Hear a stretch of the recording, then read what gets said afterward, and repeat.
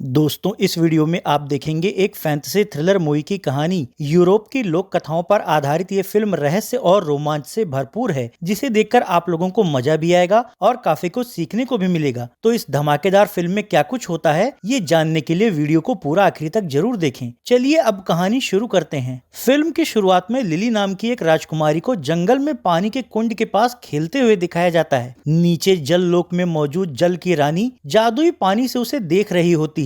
वो अपने साथी जोसेफ से कहती है, राजकुमारी लिली भी अपनी माँ की तरह ही नेक दिल है। जोसेफ कहता है हाँ, और माँ के मरने के बाद भी ये अकेले ही पानी के कुंड की साफ सफाई करने आती है। क्यों ना तुम इसे यहाँ के जललोक में बुला लो। जलरानी कहती है ये संभव नहीं है, क्योंकि इस लोक में एक बार अगर कोई इंसान आ जाए तो उसे बाहर जाने की इजाजत नहीं होती। अगले सीन में फिर से ऊपर जंगल दिखाया जाता है, जहाँ राजकुमारी लिली की आया उसे ढूंढते हुए आती है और उससे कहती है, आप फिर आज यहाँ जंगल में अकेले आ गई। अगर आपके पिता राजा एल्बर्ट को पता लगा तो वो नाराज होंगे, इसलिए वापस महल चलिए। इसके बाद राजा एल्बर्ट का महल दिखाया जाता है, जहाँ नौकर कपड़े में लपेटी हुई एक महिला की तस्वीर रखते हैं। राजा का भाई फिलिप राजा से कहता है, भाई आपकी शादी के लिए आज एक और लड़की की तस्वीर आई है। मैं चाहता हूँ कि आप इसे देखें और शादी के लिए तैयार हो जाएं। राजा कहते हैं, मैं तुम्हें पहले ही बता चुका हूँ, रानी के मरने के बाद अब मेरा दूसरी शादी करने का कोई इरादा नहीं है, और वैसे भी अब मुझे अपनी बेटी लिली पर ध्यान देना है। इस पर फिलिप कहता है, लिली तो अभी छोटी है और आपकी भी पूरी जिंदगी पड़ी है। पहले भी आपके लिए कई लड़कियों के रिश्ते आ चुके हैं, इसलिए इस बार आप ये तस्वीर देखकर अपने निर्णय पर दोबारा विचार कीजिए। हालांकि राजा एल्बर्ट इसके लिए तैयार नहीं होते। फिर उनके वहाँ से हटने के बाद फिलिप खुद उस तस्वीर को खोलकर देखता है। हैरानी की बात यह होती है कि उस तस्वीर में बनी औरत की पलकें झपकती हैं। ये देखकर फिलिप चौंक जाता है। इसी दौरान लिली वहाँ आती है तो फिलिप तस्वीर को वापस से ढक देता है। लिली उनसे पूछती है, आप क्या छिपाने की कोशिश कर रहे हैं चाचा? फिलिप उसे इस बारे में कुछ नहीं बताना चाहता था, पर लिली के बार बार जिद करने पर वो उससे कहता है, मैं तुम्हारे लिए नई माँ लाने की कोशिश कर रहा हूँ। ये सुनते ही लिली नाराज होकर कहती है, मुझे दूसरी माँ नहीं चाहिए। इसके बाद शाम होने पर आया जब राजकुमारी लिली को खाने के लिए बुलाने उसके कमरे में जाती है तो वहाँ राजकुमारी नहीं होती। दरअसल राजकुमारी महल के नीचे बने एक गुप्त रास्ते के जरिए झील वाले जंगल की ओर चली जाती है। इस गुप्त रास्ते के बारे में सिर्फ लिली और उसकी माँ ही जानती थी। राजकुमारी के गायब होने से घबराई आया भोजन के लिए बैठे हुए राजा के पास जाकर उनसे इस बारे में बताती है। इससे राजा भी घबरा जाते हैं और सिपाहियों से राजकुमारी को पूरे महल में ढूंढने के लिए कहते हैं। उधर जंगल में बारिश से बचने के लिए राजकुमारी एक पत्थर के नीचे बैठ जाती है। यहाँ कुछ देर महल में खोजने के बाद सैनिक राजा एल्बर्ट से कहते हैं, राजकुमारी महल में कहीं नहीं मिली। तो राजा उन्हें आसपास ढूंढने के लिए कहते हैं। अगले सीन में जल लोक से आकर जंगल की झील में नौका विहार कर रही जलरानी और उसके साथी जोसेफ को दिखाया जाता है। जंगल में बैठी लिली जब उनके चमकते स्वरूप को देखती है तो हैरान होकर वो झील के किनारे जाती है और उनके करीब जाने के लिए झील में उतरकर आगे बढ़ने लगती है। हालांकि इस दौरान जब वो झील में डूबने लगती है तो मदद की गुहार लगाती है। उसी झील के किनारे एक आटा चक्की वाले का घर होता है। उसका लड़का जेम्स जब किसी लड़की की आवाज सुनता है तो वो झील में उतरकर लिली को बचाने लगता है। हालांकि तेज लहरों की वजह से उसे इस काम में मुश्किल आ रही होती है। नौका विहार कर रही जलरानी जब ये सब देखती है तो वो अपनी शक्ति से लहरों और हवा को शांत कर देती है। जेम्स जानता था कि ये चमत्कार जलरानी ने किया है, इसलिए वो उन्हें इशारे से धन्यवाद देता है और लिली को झील से बाहर निकाल लाता है। वहीं आवाज सुनकर जेम्स के माता पिता भी वहाँ पहुँच जाते हैं। वो दोनों राजकुमारी को पहचान लेते हैं और जेम्स से कहते हैं, इतनी रात में ये झील में कैसे पहुंच गई? जेम्स कहता है, पता नहीं। इसके बाद ये लोग लिली को लेकर राजा के महल में जाते हैं तो राजा अपनी बेटी को बचाने के लिए जेम्स को धन्यवाद देते हुए कहते हैं, तुम्हें क्या इनाम चाहिए? जेम्स कहता है, कुछ भी नहीं। यहाँ से लौटते वक्त जेम्स अपने पिता से कहता है, अगर जलरानी ने मदद नहीं की होती तो मैं लिली को नहीं बचा पाता। इस पर उसके पिता उससे कहते हैं, कोई जलरानी नहीं है, ये सब बस किस्से कहानियां हैं। जेम्स कहता है, भले ही आप उन पर यकीन ना करें, पर मैंने उन्हें कई बार देखा है। अगले सीन में फिलिप को दिखाया जाता है, जो राजा से कहता है, मुझे माफ करिए, मैंने ही उसे शादी के बारे में बताया था, शायद इसीलिए ही वो यहाँ से नाराज होकर चली गई थी। राजा कहते हैं, जो भी हो, उस तस्वीर को यहाँ से हटाओ और फिर कभी मुझसे दोबारा शादी करने की बात मत पूछना। इसी दौरान लिली की तबीयत बिगड़ने लगती है तो राजा उसे वैद्य को दिखाते हैं। वैद्य औषधियाँ देकर लिली को ठीक करने की कोशिश करता है, पर जब काफी कोशिशों के बाद भी राजकुमारी की हालत में कोई सुधार नहीं होता तो वो राजा से कहता है, महाराज अब बस यही दुआ कीजिए कि कोई चमत्कार हो जाए। बेटी की चिंता में परेशान राजा उसकी देखभाल करते करते उसके बेड के पास ही सो जाते हैं।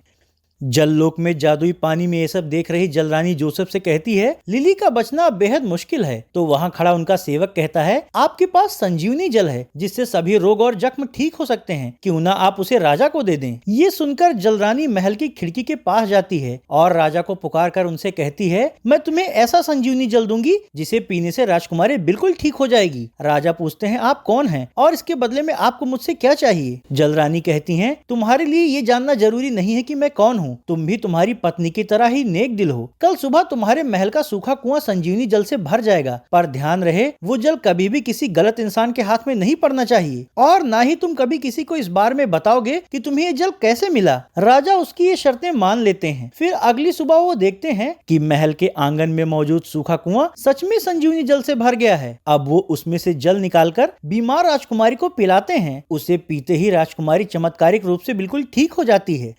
धीरे धीरे समय गुजरता है और लिली बड़ी हो जाती है, पर वो अब भी पहले की तरह ही जंगल के कुंड के पास जाकर उसकी सफाई करना और वहाँ वक्त गुजारना बंद नहीं करती। इतने सालों में महल के कुएं में मौजूद संजीवनी जल का सदुपयोग करने के लिए राजा भी रोज उसे बीमार लोगों को दान दिया करते हैं। इसलिए हर रोज महल के परिसर में बीमार और घायल लोगों की भीड़ इकट्ठा हो जाया करती थी। राजा के इस नेक काम से जनता बहुत खुश होती है। लिली उनके पास आकर कहती है, पिताजी मैंने डांस का अभ्यास कर लिया है। राजा कहते हैं, 3 दिन बाद तुम्हारे दिन का जश्न मनाया जाएगा। इस मौके पर तुम्हारे चाचा फिलिप भी कई सालों बाद विदेश से वापस लौट रहे हैं। कार्यक्रम में तुम काफी थक जाओगी, इसलिए ज्यादा से ज्यादा आराम करो।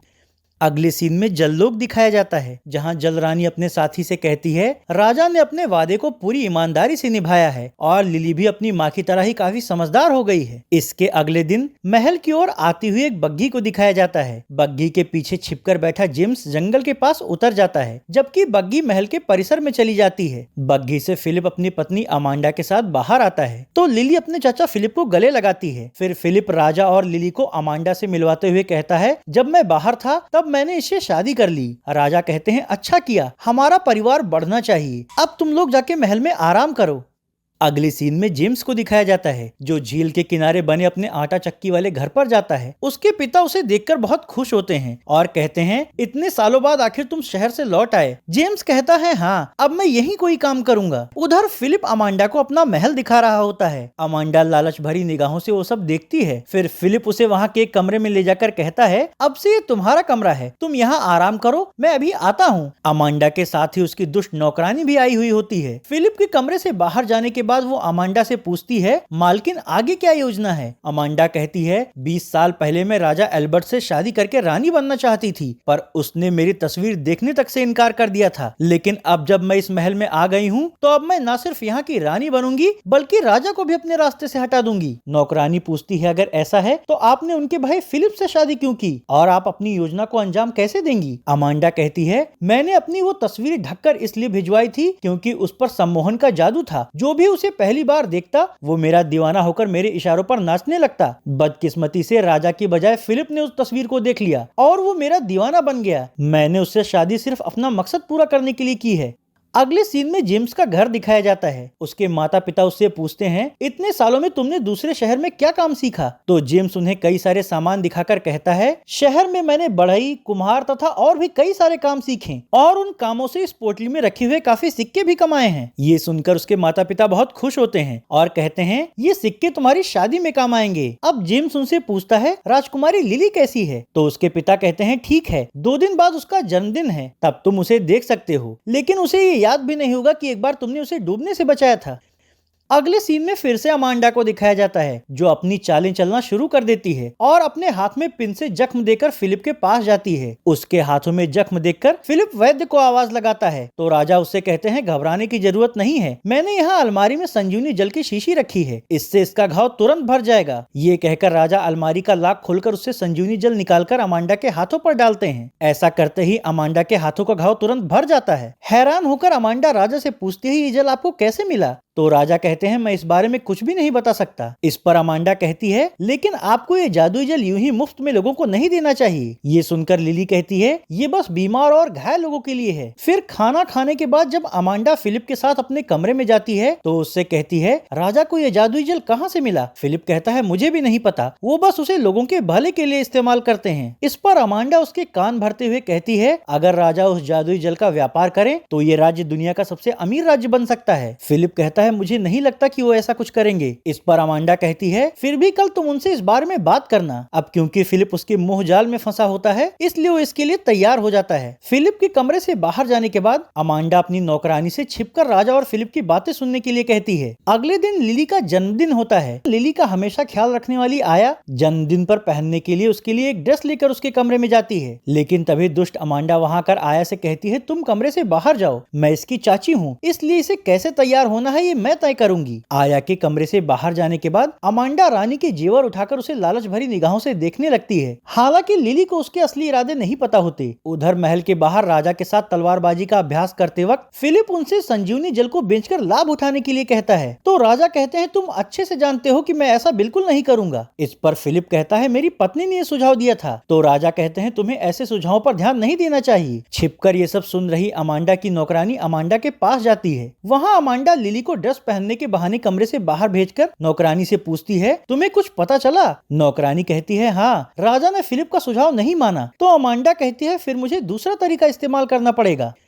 इसके बाद शाम होने पर जनता महल के परिसर में राजकुमारी को जन्मदिन की बधाइयां देने के लिए आती है। इन्हीं लोगों के बीच जेम्स भी अपने माता पिता के साथ आया हुआ होता है। थोड़ी देर बाद राजा अपने परिवार के साथ महल की बालकनी पर जनता का अभिवादन स्वीकार करने के लिए आते हैं। वहां खड़ा जेम्स राजकुमारी को बड़ी ही शिद्दत से देख रहा होता है। वो राजकुमारी से बात भी करना चाहता है, इसलिए दरबार में जैसे ही डांस का प्रोग्राम शुरू होता है वैसे ही वो वहाँ की एक कपड़े की दुकान से राजकुमारों वाला कपड़ा चुराकर पहन लेता है और अपनी माँ को भी अमीरों वाले कपड़े पहनाकर दरबार के कार्यक्रम में मेहमानों की तरह शामिल हो जाता है। वहाँ सभी लोग एक दूसरे के साथ बारी बारी से नाच रहे होते हैं। इस दौरान अमांडा मौका देखकर राजा के साथ नाचते हुए उनसे कहती है मेरी गुजारिश है कि कल जब आप सबके साथ घुड़सवारी के लिए जंगल में जाएं तो मुझे भी अपने साथ ले चलें, क्योंकि मुझे भी घुड़सवारी बहुत पसंद है। राजा कहते हैं ठीक है। वहीं दरबार में जेम्स भी डांस कर रही राजकुमारी के साथ डांस करने लगता है। तो राजकुमारी उससे पूछती है मैंने पहले तुम्हें कभी नहीं देखा, कौन हो तुम। जेम्स कहता है वही जिसने झील में आपकी जान बचाई थी। इससे राजकुमारी उसे पहचान जाती है और खुश होकर कहती है तुम्हारा मुझ पर बहुत बड़ा एहसान है। ये दोनों बातें ही कर रहे होते हैं कि तभी कपड़ों की दुकान का मालिक सिपाहियों से कहता है वो लड़का मेरे कपड़े चुरा कर यहाँ आया है। ये सुनकर सिपाही जेम्स को पकड़ने के लिए हाल में आने लगते हैं। जेम्स इस बारे में राजकुमारी को बता देता है। तो जेम्स को बचाने के लिए राजकुमारी उसे लेकर महल के अंदर भागती है। सिपाही उनका पीछा करते हैं। हालांकि राजकुमारी जेम्स को लेकर महल के नीचे बने गुप्त रास्तों के जरिए जंगल में पहुंच जाती है और वहां उससे कहती है अब तुम सुरक्षित हो। जेम्स उसे पसंद करने लगता है, इसलिए उससे पूछता है क्या हम फिर मिल सकते हैं। राजकुमारी कहती है हाँ, कल तुम मुझसे वहाँ मिलना जहाँ हम पहली बार मिले थे। ये कहकर वो वापस महल में चली जाती है। अगले दिन भोर होने पर अमांडा छिपकर राजा के टकसाल में जाती है और वहाँ राजा के घोड़े की पीठ पर बंधा वो फीता आधा काट देती है जिस पर पैर रखा जाता है। इसके कुछ देर बाद राजा फिलिप और राजकुमारी सभी अपने अपने घोड़े पर सवार होकर जंगल में घुड़सवारी करने के लिए निकलते हैं। इन्हीं लोगों के साथ एक घोड़े पर अमांडा भी होती है। जंगल में पहुंचकर जब ये लोग रेस लगा रहे होते हैं तभी फीता टूटने की वजह से राजा घोड़े से गिरकर बुरी तरह घायल हो जाते हैं। तो फिलिप उन्हें संभालता है। हालांकि राजा की हालत बेहद गंभीर होती है और वो बेहोश हो जाते हैं। ये देखकर दुखी लिली राजा की जेब से कुएं का लॉक खोलने की चाबी निकालती है और फिलिप से कहती है मैं जल्दी से संजीवनी जल लेकर आती हूँ। दुष्ट अमांडा इसी मौके के तलाश में होती है, इसलिए वो भी धीरे धीरे राजकुमारी के पीछे जाती है। उधर राजकुमारी महल में जाकर कुएं पर लगा लॉक खोलती है और सिपाहियों की सहायता से एक बोतल में पानी भरकर महल से वापस लौटने लगती है। पर रास्ते के पुल पर उसे अमांडा मिलती है जो कि उससे वो संजीवनी जल छीनने की कोशिश करती है ताकि राजा मर जाएं। पर जब राजकुमारी उन्हें वो जल नहीं लेने देती तो गुस्साई अमांडा उसे नदी में ढकेल देती है। नदी में गिरी अमांडा गहराई में जल्लोक तक पहुंच जाती है। ये देखकर जल्लोक की रानी और उसके साथी चौंक जाते हैं।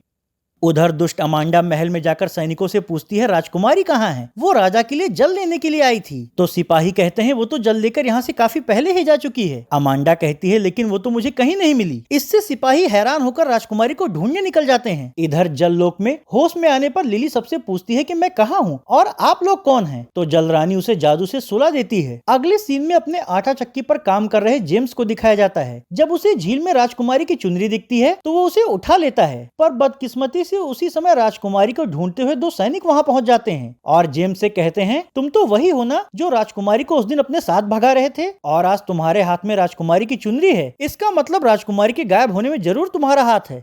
दूसरी ओर कुछ सैनिक और फिलिप बेहोश राजा को एक ठेले पर लादकर जंगल से महल में लेकर आते हैं। वहाँ फिलिप सिपाहियों से कहता है अगर कुआं लॉक भी हो तो लॉक तोड़कर जल्दी से राजा के लिए जल लेकर आओ। हैरानी की बात ये होती है कि जब सिपाही जल लेने के लिए कुएं के पास जाते हैं तो वो देखते हैं कुएं का सारा पानी गायब हो चुका है। ऐसा इसलिए होता है क्योंकि बुरी नियत वाली अमांडा ने उस पानी को हासिल करने की कोशिश की थी। कुएं के पास से वापस आकर सिपाही फिलिप को कुएं में पानी न होने वाली बात बताते हैं। ये सुनकर मंत्री कहता है फिर बिना उस पानी के हमारे राजा कैसे ठीक होंगे? तो फिलिप कहता है सिपाहियों से कहकर पूरा कुआं खुदवा दो, अगर वहां हमें एक बूंद भी पानी मिल गया तो राजा ठीक हो सकते हैं। ये कहकर वो सबके साथ राजा को महल के अंदर ले जाता है। ये सब देख रही अमांडा खुश होकर अपनी नौकरानी से कहती है राजकुमारी को तो पहले ही मैं ठिकाने लगा चुकी हूँ, बस अब हमें कोशिश करनी है कि राजा भी जिंदा न बचने पाए। अगले सीन में जल्लोक दिखाया जाता है जहां सेवक रानी से कहता है नियम के अनुसार अब लिली को यहीं रहना होगा, पर जागने के बाद आप लोग इसे क्या बताएंगे, इसलिए इसे याददाश्त मिटाने का जल पिला दीजिए। रानी कहती है पर इससे तो ये पहले का सब कुछ भूल जाएगी। तो सेवक उनसे कहता है बिना उसकी याद मिटाए वो यहाँ का जीवन कभी स्वीकार नहीं करेगी। अगले सीन में राजा का महल दिखाया जाता है जहाँ सिपाही जेम्स को पकड़कर फिलिप और अमांडा के सामने लाते हैं और उनसे कहते हैं इसके पास राजकुमारी का कपड़ा मिला है, इसी ने राजकुमारी को मारा होगा। तो जेम्स अपनी सफाई में कहता है मैंने बचपन में भी उसे बचाया था, फिर आखिर मैं उसे क्यों मारूंगा? ये सब सुनकर अमांडा सोचती है ये अच्छा मौका है, अगर वो जेम्स को इस बात का दोषी साबित कर देगी तो वो खुद इससे बची रहेगी। इसलिए जेम्स को फंसाने के लिए वो फिलिप से कहती है राजा के बीमार होने की वजह से अब तुम्हें ही राजा के सारे निर्णय लेने होंगे और ये लड़का राजकुमारी की हत्या का दोषी है, इसलिए इसे सजा दो। अब क्योंकि फिलिप अमांडा के प्रभाव में होता है इसलिए वो सिपाहियों से कहता है जेम्स को जेल में डाल दो। तो सिपाही निर्दोष जेम्स को जेल में डालने के लिए ले जाते हैं। वहीं कुएं की खुदाई करने के बाद भी सैनिकों के हाथ एक बूंद तक नहीं लगती।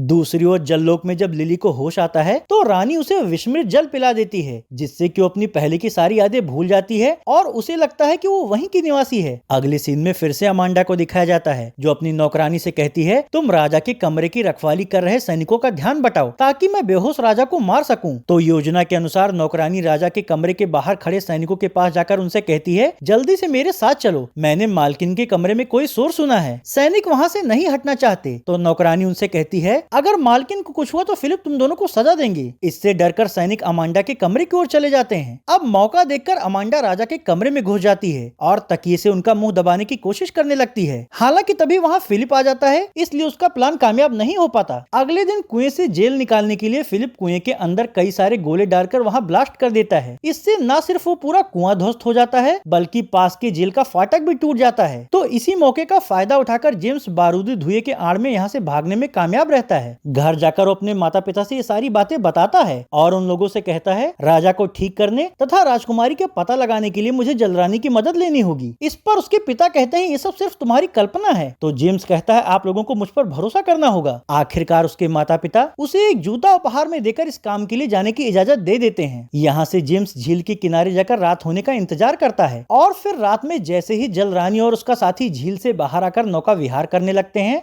वैसे ही मौका देखकर जेम्स झील में उसी जगह कूदता है और जललोक में पहुंच जाता है। इत्तेफाक से उस वक्त वहाँ का सेवक सोया हुआ होता है। वहाँ जेम्स राजकुमारी से कहता है तुम यहाँ क्या कर रही हो। हालांकि याददाश्त जाने की वजह से राजकुमारी उसे नहीं पहचान पाती, लेकिन इत्तेफाक से उसी वक्त जेम्स का हाथ वहाँ रखी एक ऐसी परख नली पर पड़ता है जिसमें चीजों को पहले जैसा करने वाला जल होता है। इस दौरान जब वो राजकुमारी को गले लगाता है तो उसके हाथ में लगा वो जल राजकुमारी के बालों में छू जाता है जिससे कि राजकुमारी को पहले की तरह सब कुछ याद आ जाता है। तो अब वो जेम्स से अपने पिता के बारे में पूछती है। जेम्स कहता है कुएं का पानी पूरी तरह सूख चुका है और तुम्हारे पिता आखिरी सांसें गिन रहे हैं। ये दोनों बातें ही कर रहे होते हैं कि तभी जलरानी और उसका साथी वहाँ आ जाते हैं। वहाँ लिली जलरानी से कहती है तुमने मुझे सच क्यों नहीं बताया। रानी कहती है क्योंकि यहाँ आने के बाद किसी भी इंसान को वापस जाने की इजाजत नहीं है। इस पर लिली कहती है अपने पिता और राज्य को बचाने के लिए मुझे यहाँ से संजीवनी जल लेकर जाने दीजिए। रानी कहती है ये नियम के खिलाफ है। तो जेम्स उनसे कहता है ये खुद से यहाँ नहीं आई, इसे धोखे से यहाँ धक्का देकर गिराया गया था। आखिरकार मामले की गंभीरता और लोगों की भलाई को देखते हुए रानी दोनों को एक शीशी संजीवनी जल लेकर वापस जाने की इजाजत दे देती है। यहाँ से जल लेकर जब ये दोनों महल में पहुँचते हैं तो वहाँ अमांडा और उसकी नौकरानी इन दोनों से लड़कर इन्हें मारने तथा जल की शीशी छीनने की कोशिश करती हैं। हालांकि लिली हार नहीं मानती और जल की शीशी लेकर भागती है, पर अमांडा उसका पीछा कर उससे छीना झपटी करती है, जिससे कि जल की शीशी नीचे गिरकर टूट जाती है और सारा जल बिखर जाता है। अब तक शोर शराबा सुनकर वहाँ सैनिक और फिलिप भी पहुँच जाते हैं। तो लिली और जेम्स उनसे अमांडा की सारी कारस्तानी बताते हैं। हालांकि दुष्ट अमांडा कहती है दोनों झूठ बोल रहे हैं। जब जलरानी जललोक में अमांडा की ये मक्कारी देखती है तो अपनी शक्ति से टूटी हुई बोतल को जोड़कर उसमें फिर से जल भर देती है। ये चमत्कार देखकर लिली उस बोतल को उठा लेती है। रानी के जादू के प्रभाव की वजह से बोतल पर अमांडा के सारे गुनाह दिख जाते हैं। अब सारा सच सामने आने के बाद फिलिप सैनिकों से अमांडा और उसकी नौकरानी को जेल में डालने का आदेश देता है। इसके बाद लिली वो जल ले जाकर अपने पिता को पिलाती है, जिससे कि वो फौरन ठीक हो जाते हैं। फिर जेम्स के अच्छे कामों को देखते हुए राजा लिली के साथ उसकी शादी तय कर देते हैं। उधर अमांडा सैनिकों के चंगुल से निकलकर जंगल में भाग जाती है। वहाँ थक जाने की वजह से वो कुंड का पानी पीने लगती है। जललोक में ये सब देख रहा रानी का सेवक रानी से कहता है कि आप इसे यूं ही जाने देंगी। तो जलरानी एक जादू करती है, जिससे कि अमांडा के शरीर तथा चेहरे पर बड़े बड़े फोड़े निकल आते हैं। उधर लिली और जेम्स की शादी हो जाती है और इस तरह फैंटेसी स्टोरी यहीं खत्म हो जाती है।